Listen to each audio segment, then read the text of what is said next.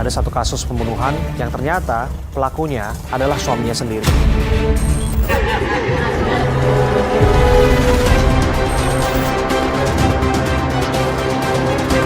Palangnya diikat dan di situ betul ada tambangnya.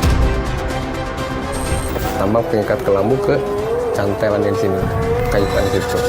Dililitkan katanya. Saya akan mewawancarai pelaku pembunuhan istrinya sendiri. Ya, ya. Saya ingin memohon pengampunan dari Tuhan saya, Pak. Saya bisa bertahan menjalani hukuman ini nantinya. Saya kuat demi anak-anak saya.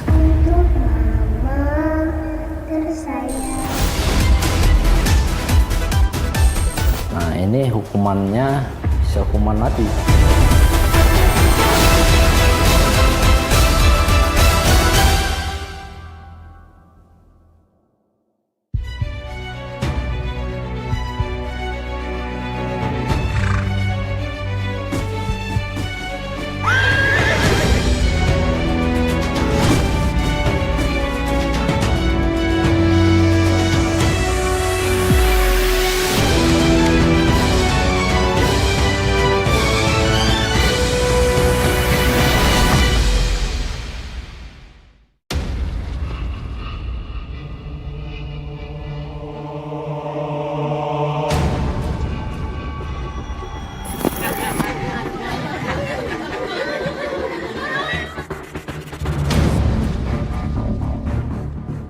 Kasus pembunuhan dalam rumah tangga yang terjadi di Serang, Banten beberapa pekan lalu viral di media sosial. Seorang suami tega menghabisi istrinya. Dari pengakuan tersangka, aksi kejinya itu telah direncanakan sebelumnya. Pelaku juga menyusun skenario agar kematian sang istri tampak seperti korban perampokan. Bahkan, pelaku sempat menangis histeris di hadapan jasad sang istri guna memuluskan skenario yang telah dirancangnya. Lantas apa sesungguhnya motif dari pelaku yang tega menghabisi nyawa sang istri? Berikut penelusuran khusus tim Abraham.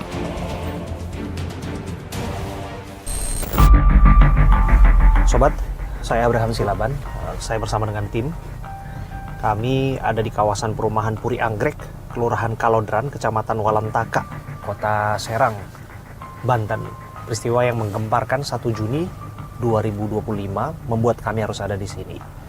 Peristiwa pembunuhan seorang ibu rumah tangga bernama Petri Sihombing.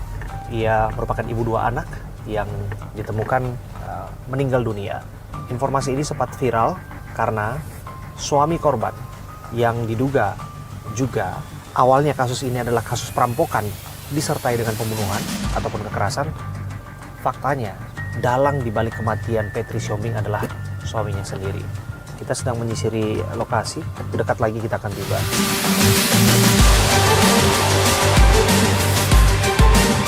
Nah ini, kita sudah tiba. Warna rumah yang bercat jingga ya. Kita coba turun ya.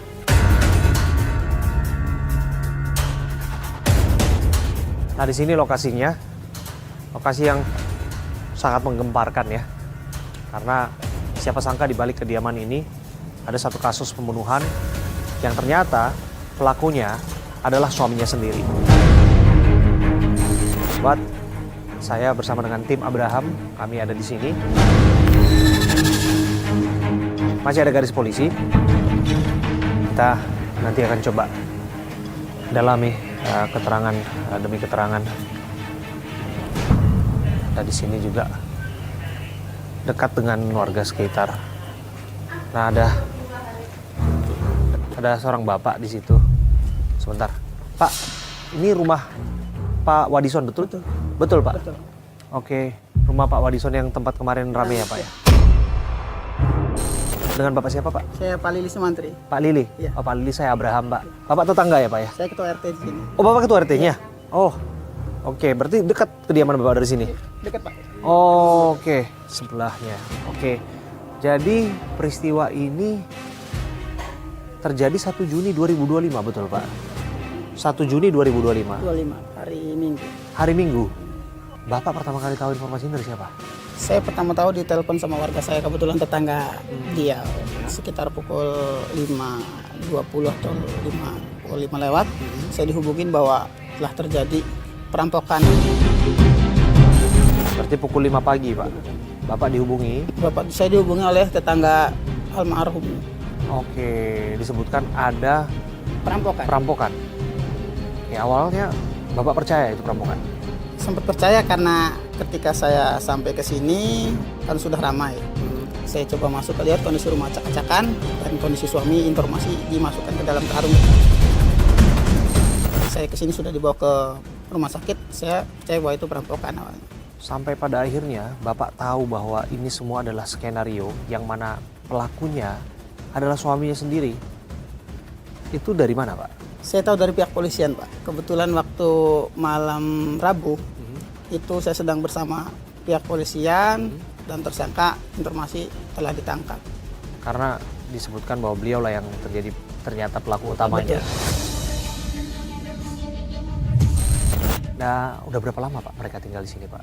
Kalau untuk menetap di sini sekitar 1 tahun lebih lah, kurang lebih 1 tahun untuk di sini. Cuman untuk kepemilikan rumah itu dari 2018. Cuman beliau menetap di luar kota karena pekerjaan. Apa pekerjaan yang bersangkutan, Pak? Untuk informasinya koperasi, Pak.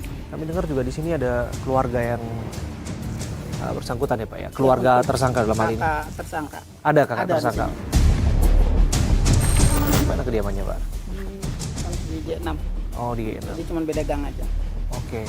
Dan satu RT berarti ya, Pak? Ya? Satu RT. Pak, kalau begini berkenan, Pak, menunjukkan kepada kami di mana kira-kira kediaman dari keluarga pelaku, Pak. Baik, Pak. Siap. Anaknya masih ada, Pak? Anaknya informasi dibawa oleh pihak perempuan, Pak. Oke. Neneknya. Neneknya. Oke. Tapi keadaannya baik-baik aja kan, Pak? Baik-baik saja.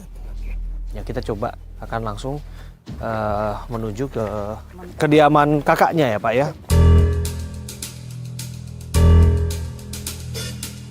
Boleh ditunjukkan kepada kami, Pak, rumahnya yang mana, Pak? Untuk rumahnya sini, Pak. Kebetulan ini yang bersangkutan. Oh, ada. Horas, Pak.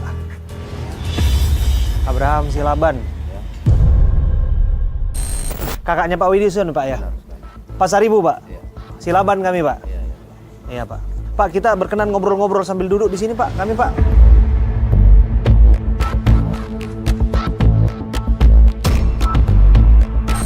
Ya kalau bisa, ini labnya ini dengan cara apa? Kita kan seharusnya dari pihak keluarga dengan acara apa ini kan setidaknya kan saya. Iya, nggak di live. Ini nggak live kok. Satu, Pak, kami prihatin ya, Pak. Ya. Kami prihatin, Pak, atas apa yang terjadi ini. Kami pun nggak nyangkanya bahwa memang peristiwa ini terjadi seperti ini pada keluarga. Makanya izinkan kami, Pak, untuk bisa mewawancarai, bercakap-cakap dengan keluarga supaya dapat cerita utuhnya, Pak. Apa yang semuanya terjadi. Kita dari pihak keluarga sangat menyesali kejadian ini. Dan kami pihak dari keluarga tidak mendukung apa yang sudah diperbuat oleh adik kami. Yang terutama kami sampaikan kepada seluruh rakyat Indonesia, terutama kepada pihak Pulau kami Sihombing, permintaan maaf kami kepada keluarga almarhum adik ipar saya. Yang jelas, ini nggak pernah kekerasan sebelumnya terjadi, Bapak dengar. Kalau sebelumnya sepengetahuan semua keluarga ya Pak ya, belum pernah, itu makanya kita kaget mendengar berita ini. Waktu itu awalnya dikiranya perampokan berarti, Pak? Iya, kalau dari awal memang begitu. Saya juga nggak ada perasaan bahwa adik saya yang melakukan. Kami dengar gini, Pak, bahwa Bapak yang bujuk atau keluarga juga yang bujuk untuk yang bersangkutan mengaku. Kalau ini Pak, kita jujur aja ya, dia sendiri yang mengakui perbuatannya dia sendiri bahwa dia yang melakukan kepada kami keluarganya. Dia cerita ke Bapak? Kepada adik saya kebetulan. Jadi adik saya menelpon saya, mau ketemuan di Bogek. Disitulah dia mengaku kepada adik saya bahwa dia pelakunya. Sesudah itu, tolong antarkan saya ke kantor polisi, kata adik saya. Tolong antarkan saya ke kantor polisi bahwa sayalah yang melakukan itu semua. Oke Pak, terima kasih ya Pak ya. Terima kasih. Semoga ini pun pasti nggak ada yang maunya Iya. peristiwa ini terjadi di keluarga. Tapi yang kami dengar bahwa yang bersangkutan mengakui, sekalipun memang agak aneh Pak, yang viral itu kan ya, Pak Wadison menangis-menangis Pak. Viral, dan itu yang orang pikir wah apa yang terjadi, sandiwara segala macam sampai beliau masuk karung. Kalau menurut Bapak itu kayak gimana? Ya kalau itu mah kami nggak mengetahui hal itu Pak. Jadi awalnya saya korban, itu makanya kita Ya, terjadi begitu. Waktu semua saya urusin, jenazah saya urusin, adik saya urusin dulu, tapi udah ketahuan, itulah penyesalan kita sebagai keluarga. Molte Godang. Ya. Molte Godang, Pak, ya. Ibu, Molte Godang ya. Makasih ya, makasih. Makasih sudah memberikan keterangan kepada kami.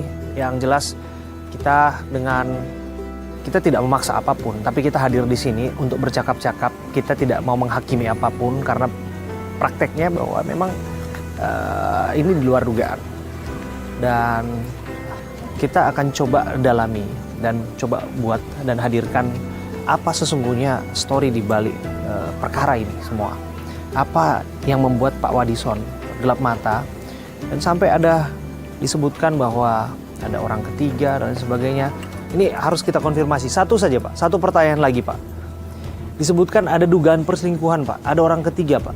Bapak mau bicara apa soal itu? Atau ada keterangan apa mengenai itu Pak? Kalau itu masalah itu mah Pak saya nggak tahu, tapi akhir-akhir ini memang kita cuma mendengar berita itu bahwa itu ada. Oke, terima kasih Pak. Jadi sudah terkonfirmasi bahwa memang itu sifatnya masih desas-desus, rumor dan sebagainya. Tugas kita nanti untuk kemudian menjelaskan apa sungguh yang terjadi di sana, motifnya apakah betul bahwa ada bukan orang ketiga, perselingkuhan dan sebagainya. Tapi yang jelas saya Abraham Silaban, kami hadir di sini. Kami menunjukkan kepada sobat semua yang menyaksikan, ya seperti inilah kedukaan yang diakibatkan oleh peristiwa yang tidak diharapkan. Petri Siombing meninggal dunia. Awalnya diduga ini kasus perampokan yang disertai dengan kekerasan yang berujung pada pembunuhan. Dan pada akhirnya ini adalah dalam tanda kutip ya, kekerasan dalam rumah tangga, yang mana disebutkan Pak Wadison menghabisi nyawa istrinya dengan kelambu, disebutkan demikian. Kita akan coba dalami terus. Saya Abraham Silaban, saya ada di sini.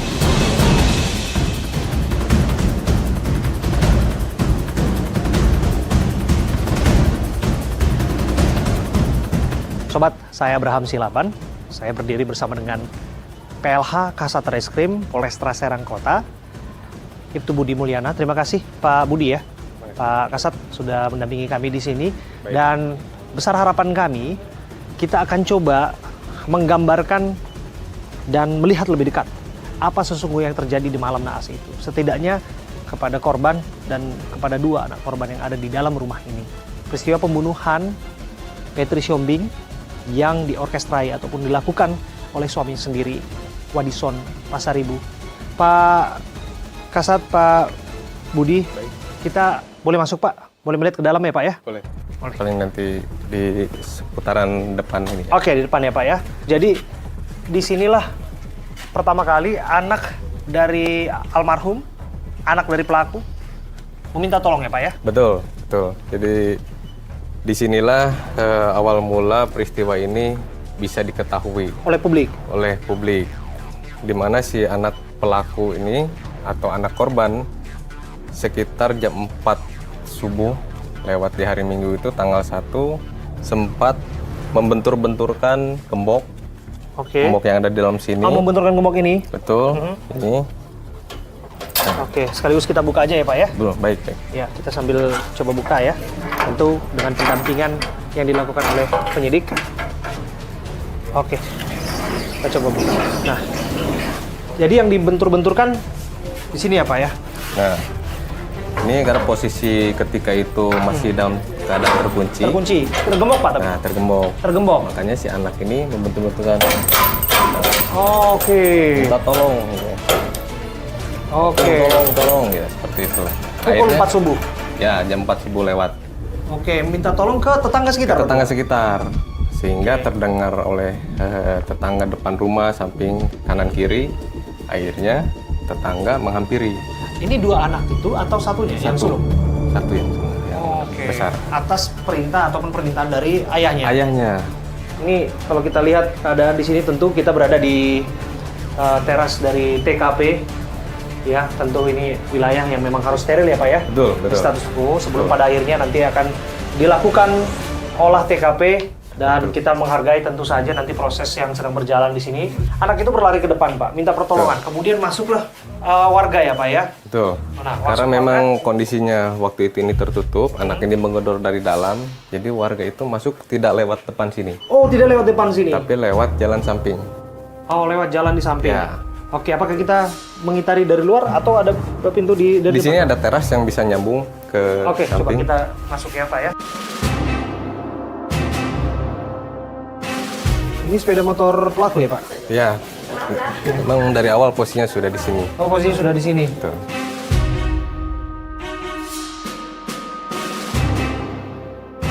Tetangga ini masuk lewat pintu sini. Oke. Memang ini sudah dibuka, sudah dalam kondisi terbuka. Oh, ini kondisi terbuka? Terbuka awalnya. Oke. Dan pintu pun kondisi terbuka. Pintunya kondisi terbuka? Betul. Sehingga ketika dimintai tolong oleh anaknya itu, tetangga hanya bisa lewat akses ini dan masuk ke dalam. Masuk di dalam? Betul. Dan di dalam sinilah kemudian ditemukan, di balik pintu ini persis, pelaku yang saat itu mengaku menjadi korban perampokan, dia ada di dalam karung? Betul. Jadi ketika memang tetangga masuk ke dalam, yang dilihat pertama kali adalah si pelaku. Pelaku ya Pak ya? Si pelaku dalam kondisi dia bergerak-gerak.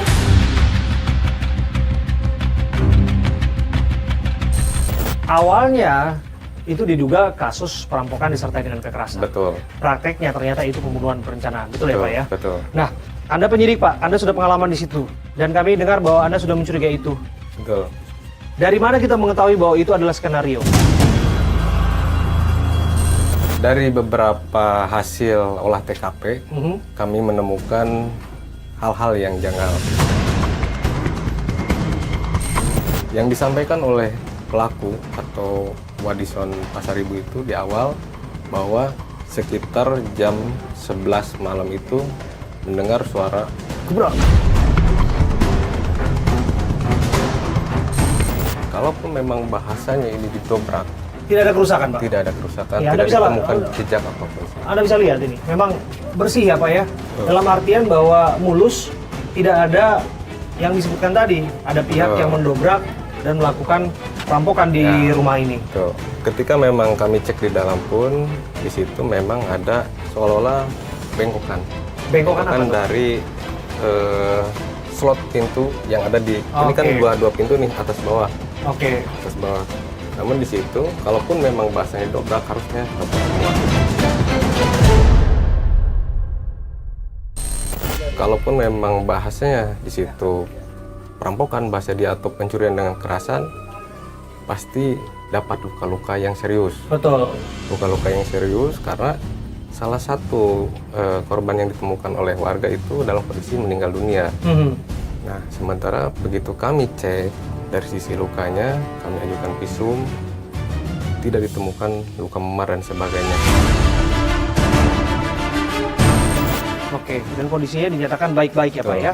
Dan kemudian kami dengar di lokasi inilah kemudian penyidik ataupun aparat bertugas untuk mengintai pelaku Pak. Betul, di Dalam seputaran artian sini. di seputaran sini. Betul. Setelah kemudian ada pemakaman kan Pak. Setelah Ada acara adat. Ada acara adat. Kemudian yang bersangkutan kan viral tuh Pak, menangisi kepergian istrinya, kemudian juga berharap pelaku akan segera ditindak dan sebagainya begitu ya. Betul. Dan kami dengar betul bahwa sudah juga dilacak dan diintai pergerakan korban ini, memang diduga memang yang bersangkutan lah memang pelaku. Dari awal sudah mengendus itu. Betul, betul, karena memang pasca acara adat kami melakukan permintaan keterangan ke yang bersangkutan. Di situ banyak keterangan-keterangan yang tidak sesuai. Oh, oke. Keterangan yang menurut keyakinan kami itu ada yang tidak pas dengan kondisi di TKP. Kita coba masuk ya Pak ya, kembali. Nah, Ya, dengan segala hormat kami tentu saja ya. Ya, ini mengungkap fakta-fakta yang terkuak dari temuan-temuan kami di sini, dari berbagai wawancara yang kami lakukan. Betul Pak, di ruangan ini, mohon maaf, di ruangan ini sempat dilakukan persetubuhan Pak, persetubuhan suami istri ya Pak ya? Betul. Dan pembunuhan itu dilakukan setelah persetubuhan ya Pak? Betul.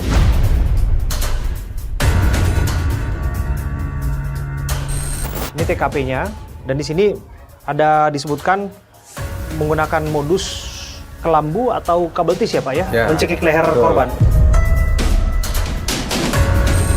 Sempat ada upaya dari Korban untuk melakukan perlawanan. melakukan perlawanan ketika Oke. memang yang bersangkutan itu sudah mulai mencekik. Karena memang ada teriakan, tolong, akhirnya dibekap. Korban dibekap menggunakan tangan kanan, ini mencekik, ini membekap, sehingga ada luka di si pelaku ini. Oke. Namun masih ada perlawanan sehingga karena kebetulan pelaku dan korban ini tidur menggunakan kelambu. Iya. Kelambu itu yang akhirnya ditarik untuk menutup kepalanya, Oke. diikat, dan di situ betul ada tambangnya, tambang pengikat kelambu ke cantelan yang sini, kaitan situ, dililitkan ke lehernya. Dan jarak antara kamar orang tua dengan kamar anaknya ya berdekatan ya Pak ya? Betul, Ini kamar anak ya Pak ya? betul. Dan pada saat peristiwa itu ataupun kejadian itu, anaknya dalam keadaan tertidur Pak ya? Tertidur. Karena memang tidak terdengar suara gaduh juga, karena kan tidak bergerak, dicekik. Dan Tadi kan sempat itu- minta tolong Bapak sebut tadi.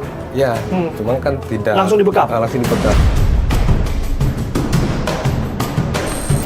Dan setelah subuh kemudian barulah minta Ya, pertolongan ke si pelaku itu tetangga. Menyuruh anaknya. Menyuruh anaknya. Sepandai-pandainya tupai melompat, akhirnya jatuh juga. Betul. Sekuat apapun atau selicik apapun suatu peristiwa kejahatan direka-rekakan pasti akan dibukakan juga, betul ya Pak? Betul, ya? karena pasti meninggalkan jejak.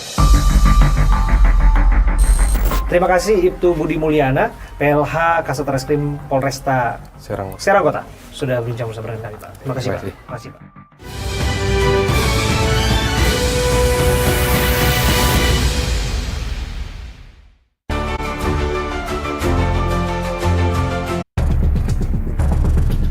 Ya, sobat, kita menuju ke Polres Kota Serang. Kita akan coba untuk mendalami apa yang menjadi motif sesungguhnya dari Wadison Pasaribu, seorang pelaku yang tega menghabisi istrinya. Disebutkan ada dugaan orang ketiga, perselingkuhan di sana. Apa iya semata-mata itu yang membuatnya gelap mata untuk menghabisi istrinya? Maka dari itu penting bagi kita untuk menunjukkan secara komprehensif kepada sobat semua yang menyaksikan tayangan ini, eksklusif tentu saja bersama Abraham dengan tim yang turun langsung ke Serang. Terus udah tiba ya kita. Nah ini kita sudah tiba nih. Kita sudah tiba di Polresta Serang Kota. Kita masuk ya.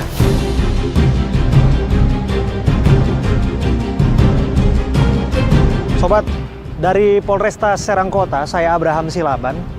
Saya hadir di halaman ini untuk kemudian mendalami suatu peristiwa yang menggemparkan kita. Siapa sangka seorang suami Wadison Pasaribu tega menghabisi istrinya. Ada cerita di balik ini semua, apa motifnya, bagaimana ia mereka-rekakan ini semua, dan apa yang membuatnya seolah-olah dalam tanda kutip ya, aktor yang mana ia menangisi atau meratapi kepergian istrinya. Siapa sangka bahwa ialah yang menjadi otak pembunuhannya juga. Saya hadir di sini dan kita akan lihat apa yang bisa kita temukan di Polresta Serang Kota.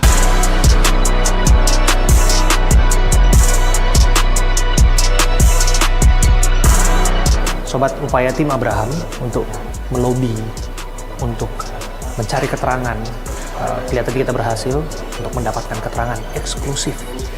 Sekali lagi saya katakan, untuk mendapatkan keterangan eksklusif dari pelaku. Ini yang kita tunggu-tunggu. Apa yang ada dalam benak pikirnya sampai dia mau melakukan perbuatan yang tidak pernah kita bayangkan. Maka dari itu, saya akan mewawancarai Wadison Pasaribu, pelaku pembunuhan istrinya sendiri. Ya, ini dia.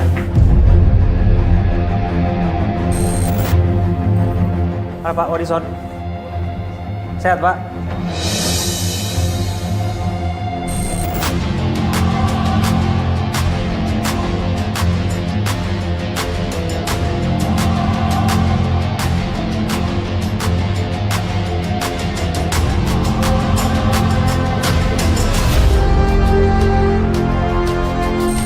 Sobat, saya Abraham Silaban. Hari ini eksklusif duduk bersama saya, Wadison Pasaribu. Sosok yang barangkali nama ini sedang menjadi perbincangan publik.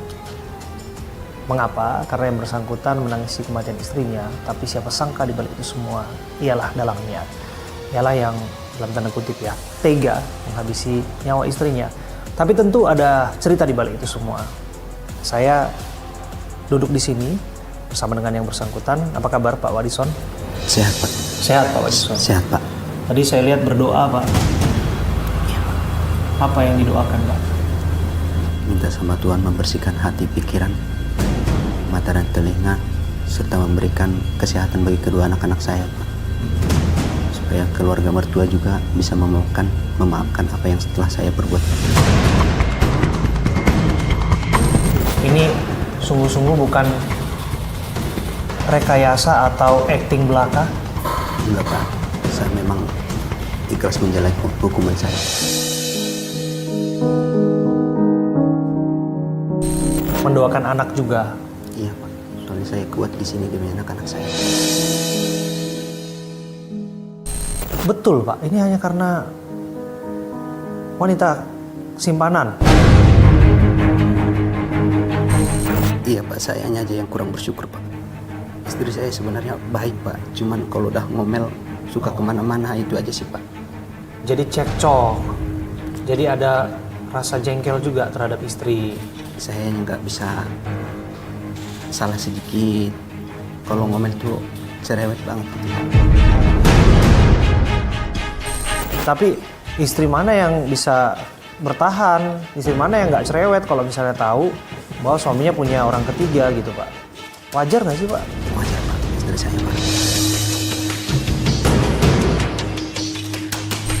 Kami dapat keterangan tadi dari Pak PLH Kasat, Bapak merencanakan pembunuhan ini loh Pak. Iya. Kok iya? Bapak sampai sedetail itu, sampai kemudian sematang itu merencanakannya Pak?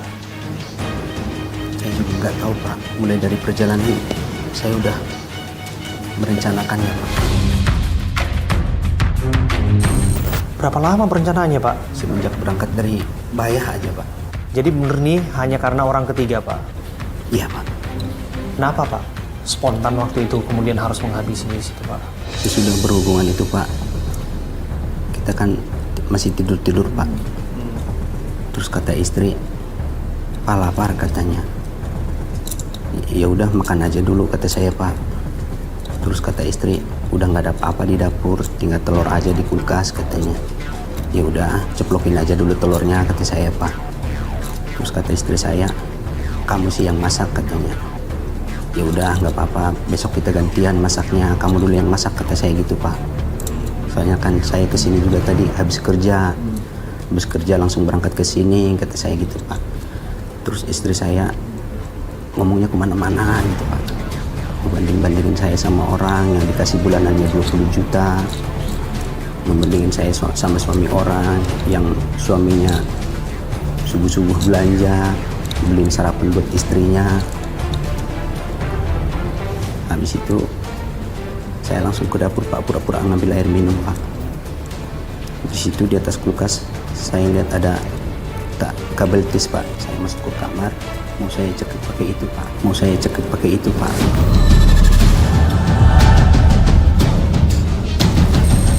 Rupa-rupanya nggak bisa, Pak. Mendengar pakai kelambu, Iya, Pak. talinya dan sebagainya gitu ya Pak? Iya, Pak. Anak waktu itu nggak mendengar ya Pak? Enggak, Pak. Dalam posisi tidur? Iya, Pak.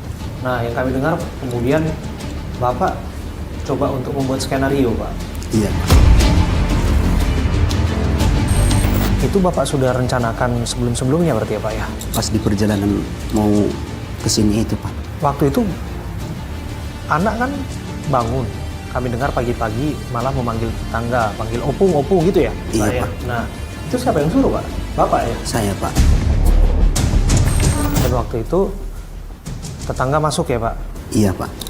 Bapak kami lihat dalam bukan reka sebetulnya, dalam rilis yang ada Pak Kapolres, Bapak tangan terikat ya Bapak? Terikat Pak. Kemudian juga Bapak masuk ke karung ya? Iya Pak. Oke. Bapak melakukan itu sendiri? Iya Pak. Nah, setelah itu ya Pak ya, kan rame Pak video Bapak tuh nangis-nangis, menyesali kepergian istri. Istri saya udah dibawa dari rumah sakit Pak. Anak-anak saya langsung menangis gitu Pak. Disitulah saya merasa berdosa Pak, merasa menyesal Pak, gara-gara keegoisan saya gitu Pak, menjadi merebut kebahagiaan anak-anak saya gitu. Jadi untuk memastikan saja Pak, bahwa tangisan yang kita lihat dan viral itu bukan tangisan untuk kepergian istri, tapi tangisan penyesalan atas perbuatan Bapak, betul? Penyesalan saya Pak. Karena sudah terlanjur dan melihat keadaan anak-anak Bapak yang terdampak. Iya Pak. Ditambah lagi ingat-ingat momen saya sama istri gitu Pak. Saya dapat informasi ini betul atau tidak? Bapak sempat berusaha untuk membenturkan kepala Bapak ke tembok, kemudian juga membekap diri Bapak untuk menghabisi nyawa Bapak sendiri. Itu betul? Tadinya Pak, cuman saya pikir-pikir lagi Pak, kalau saya juga ikutan mati, anak-anak saya nanti nggak ada yang ngurus gitu Pak. Jika demikian Pak, ini kan sudah terlanjur ya Pak ya? Iya Pak. Bapak sudah sempat penyesalan dan lain sebagainya. Apa yang ingin Bapak sampaikan Pak kepada kedua putri Bapak? Saya ingin memohon pengampunan Pak dari Tuhan saya Pak.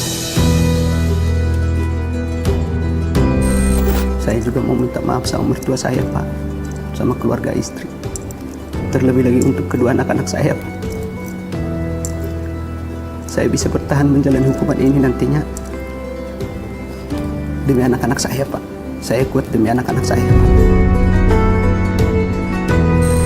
Saya hanya meminta sama Tuhan biar anak-anak saya diberi kesehatan, dijauhkan dari mara bahaya dan godaan-godaan iblis.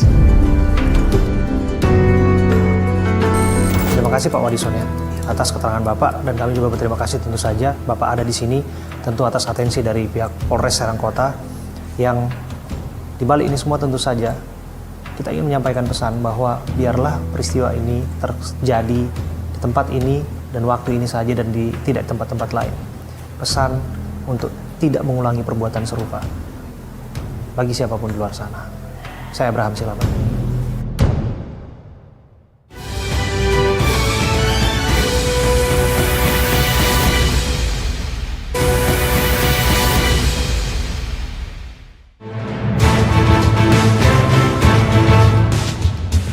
Sobat saya Abraham Silaban, kami akhirnya menemui Kapolresta Serang Kota, yaitu Kombes Yuda Satria. Terima kasih Pak Kapolres ya, sudah menerima kami ya Pak.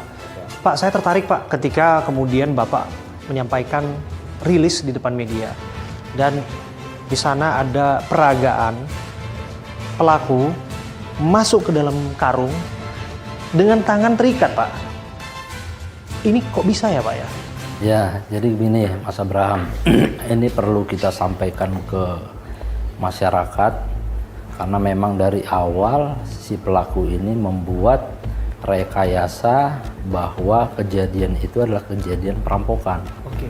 Nah, ini perlu saya sampaikan karena ada anggapan dari beberapa masyarakat, gitu juga di komentar-komentar di kita, ya berkaitan dengan pengungkapan kasus ini, bahwa si pelaku itu melakukan perbuatannya tidak seorang diri. Oh, ya, ada kecurigaan itu. Ya, karena pada saat ditemukan oleh saksi-saksi di TKP, yaitu tetangga dari pelaku, itu menemukan pelaku dalam keadaan terikat di dalam karung. Nah, inilah yang menimbulkan masyarakat kok bisa pelaku melakukan tapi dia terbungkus dalam karung. Nah, makanya kita berikan pemahaman ke masyarakat pada saat preskon bagaimana cara dia bisa mengikatkan diri dia dan memasukkan dirinya ke dalam karung. Lihai ya Pak? Iya, memang bisa, ternyata memang dia bisa melakukan itu. Oke, Apakah yang bersangkutan memang rehearse atau latihan untuk itu Pak, atau memang Tidak, memang spontan. spontan ya? Memang spontan, dia juga memperagakan karung yang ada di situ, dia masukkan. Kemudian peralatan untuk ngikat itu dia taruh di bawah. Dia taruh di bawah, dia jongkok, kemudian dia berusaha ngikatkan dirinya dulu, tangannya. Nah, baru dia dari luar itu, ya pengikatnya itu dari dalam, dia ikut di dalam, tinggal ditarik. Berarti dari sini kita mengetahui betul bahwa pelaku memang bukan melakukan pembunuhan ini secara spontan alias kemarahan mendadak gitu ya. Tapi memang sudah merangkai proses perbuatan ini atau paling tidak merencanakan niat jahat ini jauh-jauh hari. Kalau niat jahat untuk menghabisi nyawa istri atau korbannya, itu memang dia sudah ada niatan. Oke. Dia dari awal sudah ada niatan. Namun rencana yang dia akan lakukan dengan cara membekap korban itu tidak berhasil. Ya, karena terjadi meronta yang awalnya dia harusnya menyiapkan kabel tis untuk diikat di leher istrinya, ternyata ada perlawanan dari korban. Sehingga akhirnya dia mengambil tali yang ada di kelambu. Ya, diikatkan kemudian di lehernya. Setelah itu barulah dia berusaha memikirkan apa yang harus saya lakukan terhadap korban. Nah, dari hasil pemeriksaan kita bahwa dia mempunyai waktu cukup karena kejadian itu kurang lebih jam 11 malam. Nah, dia punya waktu cukup sampai dengan pagi. Nah, dia kepikiran lah membuat rekayasa bahwa kejadian istrinya meninggal itu diakibatkan adanya perampokan di rumah. Pak, ini jangan-jangan residivis Pak. Saya jadi penasaran betul. Jangan-jangan memang yang bersangkutan seorang yang pernah melakukan perbuatan hukum. Hasil dari pemeriksaan kita tidak pernah. Yang bersangkutan belum pernah berurusan dengan hukum. Oke. Nah, lantas kita kalau melihat ya Pak, kekejaman ini dilakukan di mana di ruang itu ada anaknya Pak, ada 2 orang. Kemudian dia tega melakukan perbuatan itu di ruang terpisah dengan istrinya, begitu ya Pak ya. Dan publik juga bertanya-tanya, ketika yang bersangkutan menunjukkan apa ya, ekspresi rasa kehilangan dengan menangis dan lain sebagainya. Nah, Bapak sempat bertanya dengan beliau dan lain sebagainya. Sebetulnya seperti apa Pak? Jadi memang dia sosok bapak yang mencintai kedua anaknya. Ya, namun dari pengakuannya bahwa dia sudah tidak lagi memiliki rasa dengan istrinya. Nah, karena ada beberapa sebab, ya ada perkataan dari istrinya yang mungkin berulang-ulang ya, membuat dia sehingga sakit hati. Dan seperti yang saya sudah sampaikan bahwa dia memiliki kekasih lain. Nah, kekasih lainnya inilah yang menuntut dia untuk minta dinikahin. Nah, karena ada kekasih lain, dia juga merasa istrinya sudah tidak perhatian lagi dengan dia, sudah tidak melayani lagi dengan dia, sehingga dia memiliki pemikiran untuk menghabisi istrinya. Kenapa kok harus dihabisi? Karena ketika dia beranggapan dia cerai atau pisah, anak-anak ini akan ikut dengan istrinya. Nah, jadi dia menginginkan dia menikah dengan kekasihnya, tapi anak-anak juga ikut dengan dia. Nah, itulah yang membuat dia akhirnya memutuskan untuk menghabisi nyawa istrinya. Nah, Pak, ini kan yang paling terdampak tentu anaknya, 2 anak itu Pak. Apakah ada pendampingan psikologis yang diberikan oleh petugas kepada 2 anak itu? Ada, Mas. Ada pendampingan khusus ya untuk menghilangkan trauma ya dari anak-anak itu. Karena pada saat malam kejadian juga itu memang anaknya kita mintain keterangan memang posisinya sedang tertidur. Karena sebelum dia melakukan, dia ada kesempatan untuk menidurkan anak-anaknya di kamar anaknya. Gitu loh. Jadi memang dan termasuk menskenariokan bahwa anaknya diminta untuk mencari pertolongan itu loh Pak? Iya, betul. Itu memang benar karena memang dia memposisikan ketika anaknya sudah bangun di pagi hari, dia teriak-teriak meminta tolong. Nah, dan menyuruh anaknya untuk minta pertolongan ke tetangga di depan rumahnya. Pak, kalau dengan demikian Pak, yang bersangkutan ternyata merencanakan pembunuhannya Pak, dan kemudian bahkan mengaburkan fakta bahwa ia dianggap menjadi korban, ternyata skenario-nya dia buat sendiri, Pak. Akan seperti apa hukuman yang akan didapatkan oleh yang bersangkutan? Tentunya hukumannya akan kita coba untuk memperberat ya. Makanya yang kita kenakan adalah pasal 340 KUHP, di mana pasal tersebut menyebutkan pembunuhan berencana. Ya, ini karena memang dari awal dia datang ke rumah sudah berniat untuk menghabisi nyawa istrinya. Nah, ini hukumannya bisa hukuman mati. Ya, bisa hukuman mati, seumur hidup atau 20 tahun penjara. Oke. Hukuman seberat-beratnya? Seberat-beratnya. Hukuman terberatnya adalah hukuman mati kalau dalam hal kasus pembunuhan berencana. Oke. Nah, tentu ini juga akan sangat ironi, Pak, bagi dua anak itu, Pak.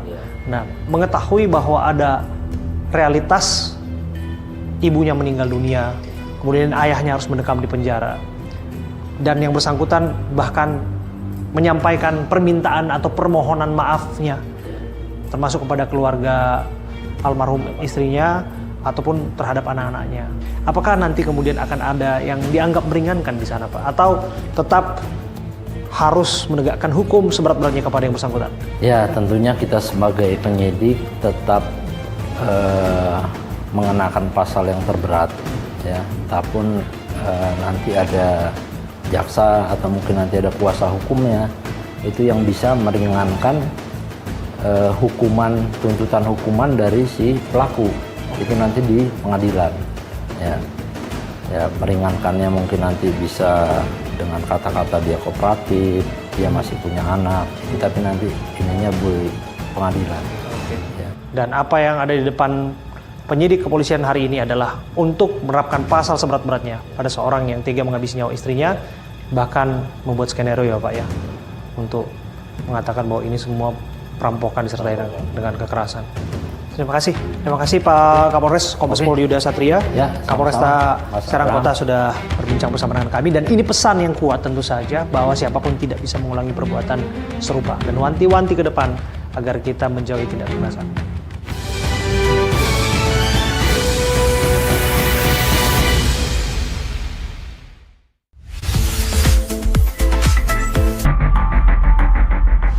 Sobat, kita menuju ke Cilegon. Saya dapat informasi bahwa Ananda tinggal di daerah Cilegon sementara, di kediaman pamannya, di kediaman abang dari almarhumah Petri Sihombing. Udah tiba nih di Kramatuatu. Setelah 200 Daerah Kramatuatu. meter, belok kiri menuju Jalan Permai 5. Ya, sedikit lagi kelihatannya kita akan tiba di perumahan. Kita akan menjenguk ya.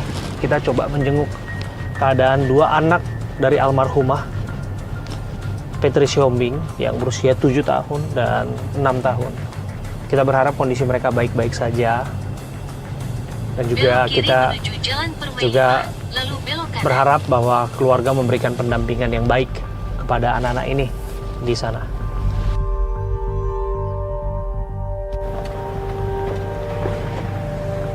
Ya, kita udah tiba ya. Coba kita telepon. Halo, Pak. Bapak udah di mana? Udah tiba saya dengan di alamat yang dikirim. Kita di depan. Oh, udah pas di RT 5. Udah ini di yang warna hijau ya? Catnya ya? Iya, warna hijau, iya. Oh iya, kami di luar.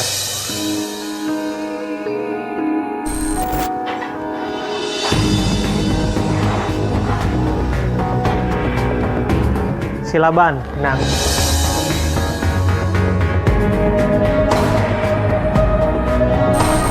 Permisi. Dengan Bapak ya, Pak ya? Bapak siapa, Pak? Bapak. Oke, Pak. Saya Abraham, Pak. Abraham Silaban. Kasih ya, Pak, sudah menerima kami ya, Pak ya. Bapak berarti abang korban, Iya. abang almarhumah. Iya. Gimana keluarga? Udah sehat semua, Pak, atau gimana sekarang keadaan keluarga, Pak? Itu mah sehat-sehat aja, sehat. Sehat ya, Pak? Puji Tuhan sehat. Kami dengar ibu kandungnya juga di sini. Ibu kandung ada di. Boleh dipanggil sebentar, Ibu. Pertama kami sampaikan rasa belasungkawa yang sangat dalam, Bu, atas kepergian borunya Ibu, yang kuat enang ya. Apa yang mau disampaikan Opung? Ada yang mau disampaikan Opung? Kami sih dari ke pihak keluarga ya. Untuk yang berwajib ya akan saya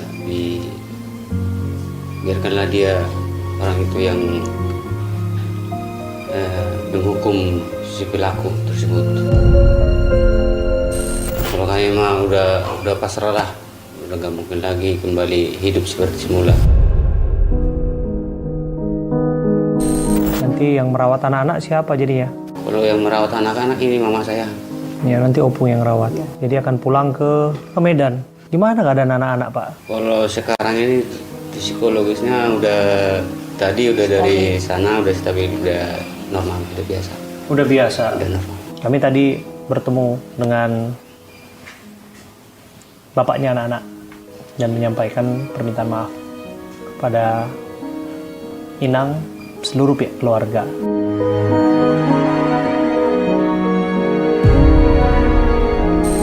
Gimana tanggapan Bapak? Kalau untuk saat ini, kalau dari pihak si yang pelaku sendiri belum bisa kita maafkan. Tapi kalau untuk keluarga si pelaku, kita udah komunikasi yang bagus sama keluarganya dia. Tapi kalau untuk warisan sendiri belum terima lah, belum bisa, untuk saat ini belum bisa memaafkan.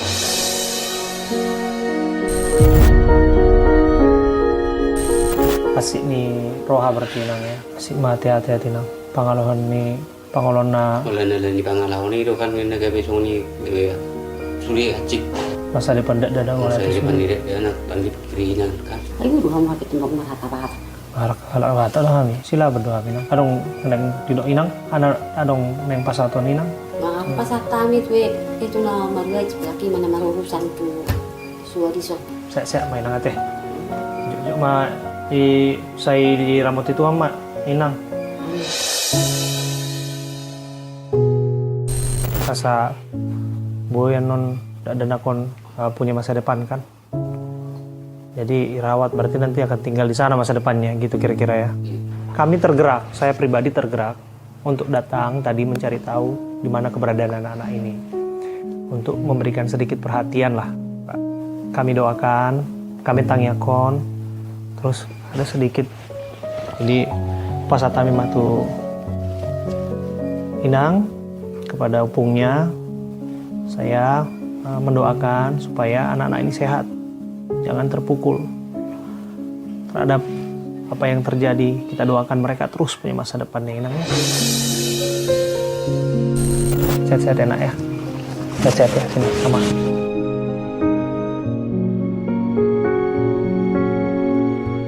Saya ada di sini, saya berharap bahwa ini jadi pelajaran, menjadi pesan bagi siapapun. Dan semoga anak-anak ini nggak terpukul dan semoga mereka punya masa depan yang baik kelak. Terima kasih. Nah, siapa yang bisa nyanyi? Nyanyi apa? Apa yang kau berikan untuk Allah? Gimana lagunya coba?